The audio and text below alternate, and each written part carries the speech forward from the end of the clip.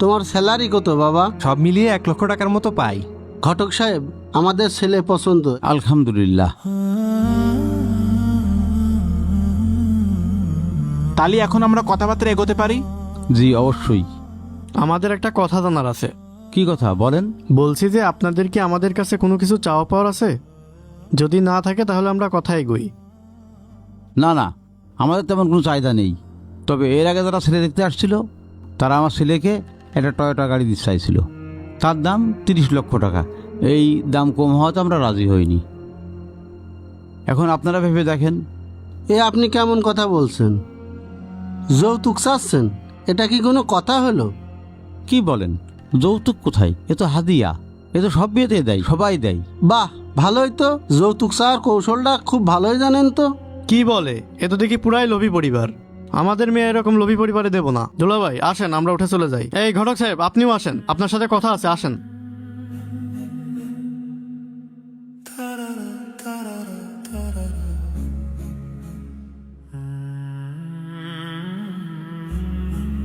এই ঘটক, কিরাম ছেলে দেখা আছো? যে ছেলে যৌতুক চাই।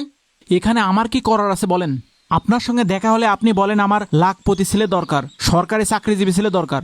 আপনি যেরকম লাখপতি খোঁজেন ওই রকম পরিবার ছেলেরাও তো লাখ টাকা যৌতুক নেবে, এটাই স্বাভাবিক। ও আচ্ছা, বুঝতে পারিছি। তুমি কোনো কাজের ঘটক না, তোমার দিয়ে হবে না আমার মেয়ের বিয়ে। ভাই, আপনি আপনার মেয়েকে সরকারি চাকরিজীবী ছাড়া অন্য কোনো ছেলের সঙ্গে বিয়ে দেবেন না। আমি সেরকম সরকারি চাকরিওয়ালা 20টা ছেলে খুঁজে দিলাম, এরপরও আপনার পছন্দ হয় না। এখন আমার কি করার আছে বলেন? 20টা সরকারি চাকরিজীবী ছেলে দেখাইছো, তাতে একটাও কাজের না।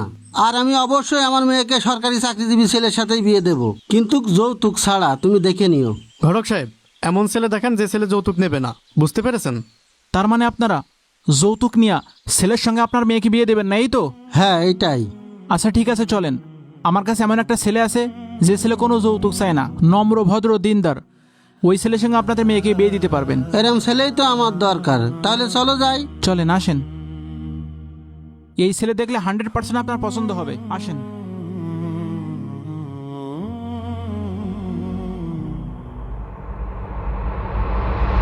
আরে ঘটক সাহেব, ছেলে দেখানোর নাম করে তুমি মসজিদের সামনে নিয়ে আসলে কি জন্য? আরে এইখানে ছেলে আছে, আপনি আসেন। কই ছেলে? আসেন, দেখাচ্ছি। এই যে ছেলের দেখা পেয়ে গেলাম। আসসালামু আলাইকুম। ওয়ালাইকুম আসসালাম। ঘটক এই যে সাহেব, ছেলে। কি অবস্থা? কেমন আছেন? আলহামদুলিল্লাহ ভালো আছি, আপনি ভালো আছেন? আছি আলহামদুলিল্লাহ। এই ছেলের কথা বলেছিলাম। এই ছেলে হাফেজ আলেম, বিশাল নম্র ভদ্র দিনদার। আর এই ছেলে বিয়েতে 1 টাকাও যৌতুক চায় না। তা তো বুঝলাম, ছেলে করেটা কি? ছেলে এই মসজিদে ইমামতি ও খতিব 2টা কাজই করে। এই মসজিদের ইমাম? তা তো বুঝলাম। ছেলের বেতন কত? তোমার কয় টাকা বেতন যেন?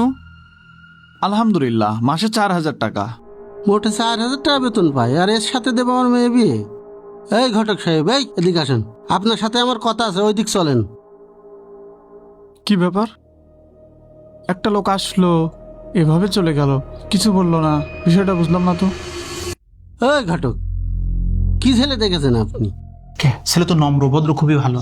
আরে খুব ভালো ছেলে দিয়ে আমি কি করব? আমার দরকার সরকারি চাকরি করে টাকাওয়ালা ছেলের দরকার। ভাই শোনেন, এই ছেলে কিন্তু বিয়েতে 1 টাকাও যৌতুক চায় না এবং সে হালাল ইনকাম করে। ভাইবে দেখেন। যৌতুক চাই না বলে আমি কি মসজিদের ইমামের সাথে মেয়ে বিয়ে দেবো? এ কথা তুমি ভাবলে কিভাবে? দুলাভাই, এই ছেলে তো মাসে 4000 টাকা ইনকাম করে। এই ছেলে কিভাবে সংসার চালাবে? আচ্ছা, আপনারা রিজিক নিয়ে এত চিন্তা করছেন কেন? আল্লাহ রিজিকের মালিক, তিনি বিবাহের পর রিজিক আরও বাড়িয়ে দিবেন, এই ওয়াদা করেছেন। আল্লাহ বলেন, তোমাদের মধ্যে যারা অবিবাহিত তাদেরকে বিয়ে দিয়ে দাও। তারা যদি অভাবগ্রস্ত হয়, আল্লাহ রাব্বুল আলামিন নিজ অনুগ্রহে তাদেরকে অভাবমুক্ত করে দেবেন।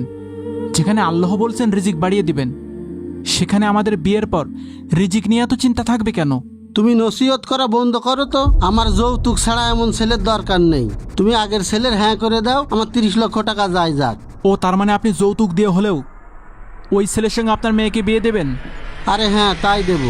ওই ছেলে হ্যান্ডসাম, দেখতে শুনতে ভালো, একটা ভালো চাকরি করে, মাসে 1 লক্ষ টাকা ইনকাম করে। আমি ওই ছেলের সাথে মেয়ে বিয়ে দেব।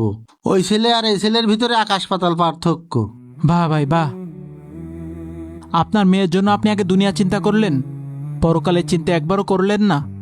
যে ছেলেটা পরকাল কামাই করতেছে সে একটু কম উপার্জন করছে, এজন্য আপনি ওই ছেলেটাকে ক্যান্সেল করে দিলেন। আর যে ছেলেটা আপনার উপর জুলুম করে 30 লক্ষ টাকা যৌতুক নিচ্ছে, সেই ছেলের সঙ্গে আপনার মেয়েকে আপনি বিবাহ দিতে চাচ্ছেন। এই হচ্ছে আমাদের সমাজের বড় ফিতনা। আপনি এমন জায়গায় আপনার মেয়েকে বিয়ে দিতে চাচ্ছেন যেখানে আগেই দেখছেন ছেলের ব্যাংক ব্যালেন্স, সরকারি চাকরি। ভাই, আমি জীবনে বহুত মেয়েকে বিয়ে দিয়েছি। আমি খেয়াল করে দেখেছি যে ছেলেটা দিনদার, নামাজি, সেই পরিবারে সেই ছেলের কাছে মেয়েরা শান্তিতে থাকে। আর যে ছেলে হারাম উপার্জন করে, যৌতুক নিয়ে বিয়ে করে, সেই পরিবারে শুধু অশান্তি আর অশান্তি। আর 2 দিন পর হয়ে যায় বিচ্ছেদ। আপনি তো বিবাহকে অনেক কঠিন করে ফেলছেন। মানে আমি কিভাবে বিবাহ কঠিন করলাম? এই যে আপনার মেয়ের জন্য সরকারি চাকরিজীবী ছেলে খুঁজতে খুঁজতে মেয়ের বয়স 25 করে ফেলছেন। আপনি বিবাহকে কঠিন করে অনেক সময় নষ্ট করে ফেলছেন। আর এই সময়ের মধ্যে আপনার মেয়ে যত গুনাহের কাজ করবে, এই গুনাহের ভাগিদার কিন্তু আপনিও হবেন। শোনেন, টাকা, সম্পদ, সৌন্দর্য সবকিছু একটা ছেলের মধ্যে খুঁজতে গেলে হয় না। কিছু না কিছু ছাড় দিতে হয়, তবেই বিবাহ সহজ হয়। আসলে হুজুর তো ঠিক কথাই বলছে, আমি তো ভুল পথে যাচ্ছিলাম। শোনেন, আল্লাহর রাসূল সাল্লাল্লাহু আলাইহি ওয়াসাল্লাম বলেছেন কি, তোমরা বিবাহকে সহজ করো, বিবাহকে কঠিন করো না। আর বিবাহের ক্ষেত্রে দিনদার ছেলের গুরুত্ব আগে দাও। তাই আমাদের উচিত পরকালের কামিয়াবির জন্য দিনদার ছেলে দেখে একটা মেয়েকে বিয়ে দেওয়া।